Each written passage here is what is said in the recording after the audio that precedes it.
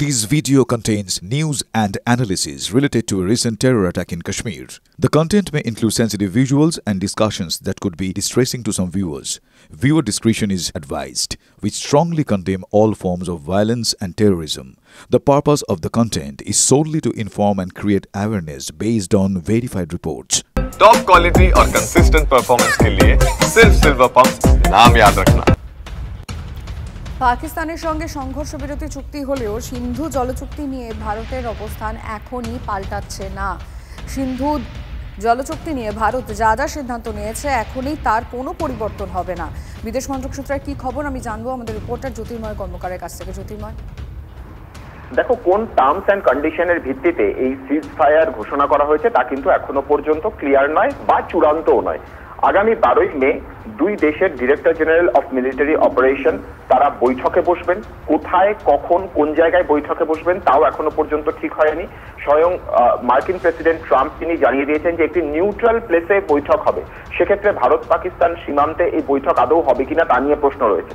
কিন্তু ভারতের তরফ থেকে যে ইঙ্গিত দেওয়া হয়েছে যে সমস্ত রেস্ট্রিকশন বা যে সমস্ত চুক্তি বাতিলের ঘোষণা এর আগে ভারত করেছে কোনোটাই আপাতভাবে বলবৎ হচ্ছে না। অর্থাৎ যে টার্মস অ্যান্ড কন্ডিশন ঠিক হবে সেক্ষেত্রে যে এই চুক্তিগুলো কোনোভাবেই আলোচনায় আসবে না সেটা ভারত সম্পূর্ণভাবে স্পষ্ট করে দিয়েছে। 2014 সালে ক্ষমতায় আসার পর থেকেই নরেন্দ্র মোদী সরকার বারবার ধরে বলছে যে সিন্ধু জলচুক্তির রূপরেখা আবার নতুন করে চেঞ্জ হওয়া প্রয়োজন। তার কারণ যেভাবে জলবায়ুগত পরিবর্তন ঘটছে এবং যেভাবে ভৌগোলিক বেশ কিছু ক্ষেত্রে পরিবর্তন ঘটেছে তাতে সিন্ধু জলচুক্তির ফলে ক্ষতিগ্রস্ত হচ্ছে সম্পূর্ণভাবে ভারত। এবং গত কয়েক দশক ধরে যেহেতু এই চুক্তির রূপরেখা কখনো সময়ের সঙ্গে সঙ্গে পরিবর্তিত হয়নি, তাই ভারত সম্পূর্ণভাবে ক্ষতিগ্রস্ত হচ্ছে এবং এই চুক্তিকে চেঞ্জ করা হোক। এই পরিস্থিতিকে কাজে লাগিয়ে ভারত সম্পূর্ণভাবে অ্যাডামেন্ট যে কোনো পরিস্থিতিতে দাঁড়িয়েই চুক্তির টার্মস অ্যান্ড কন্ডিশন আন্তর্জাতিক ফোরামে যতদিন পর্যন্ত না চেঞ্জ হচ্ছে 1908 সালের যে রূপরেখা তৈরি হয়েছিল তা ভারত বাস্তবায়ন করবে না বা ভারত তা মেনে চলবে না। আমাদের নজর থাকবে আগামীকাল 12ই মের দিকে যে দুদেশের ডিজিএমওর মধ্যে কি বৈঠক হয় এবং সেই বৈঠকে চুক্তি কোন কোন ভিত্তিতে হতে হয়। কিন্তু এক্ষেত্রে যে সিন্ধু জলচুক্তির মতো সিদ্ধান্ত বা তুমি নজর রাখো। এই মুহূর্তে কর্নেল ভাদুরী আমাদের সঙ্গে রয়েছেন। এই বিষয়টা একবার আমি ছোট করে তার কাছ থেকে জানতে চাইবো, মানে কূটনৈতিক দিক থেকেও কিন্তু ভারত যথেষ্ট চাপে রাখার চেষ্টা এখনো অবধি রয়ে গেছে। কিন্তু কর্নেল ভাদুরী, এখানে দাঁড়িয়ে প্রশ্নটা যে সিন্ধু জলচুক্তি নিয়ে ভারতের অবস্থান তা এখনই পাল্টাচ্ছে না, মানে পাল্টানোর সম্ভাবনা কি রয়েছে?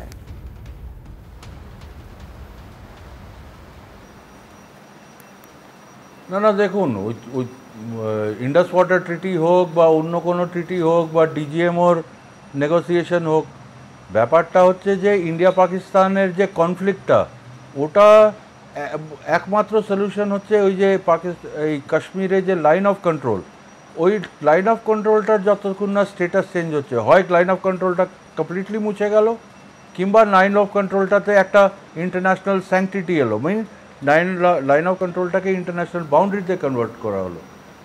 তাহলে হবে না, কারণ লাইন অফ কন্ট্রোলের কোনো স্যাংটিটি নেই। তো মিলিটারি কনফ্লিক্ট কন্টিনিউয়াসলি চলতে থাকবে। এখন as far as Indo water treaty is concern, এটা একটা ইন্টারন্যাশনাল ট্রিটি ছিল ব্রোকার্ড বাই IMF।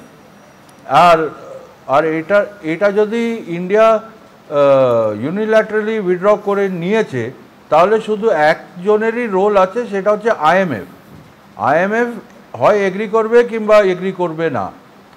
IMF যদি না এগ্রি করে তাহলে ইন্টারন্যাশনাল ট্রিব্যুনাল অফ আরবিট্রেশনে যাবে কেস, তখন ইন্ডিয়া আর পাকিস্তানের মধ্যে ওখানে ইন্টারন্যাশনাল ট্রিব্যুনাল অফ আরবিট্রেশনে কেস হবে।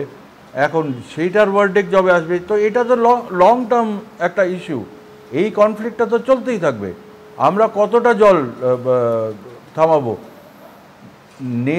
নেচার তো আমাদের কথা শুনবে না। ইন্ডাস রিভারের তো জল ফ্লোটা তো বন্ধ হবে না।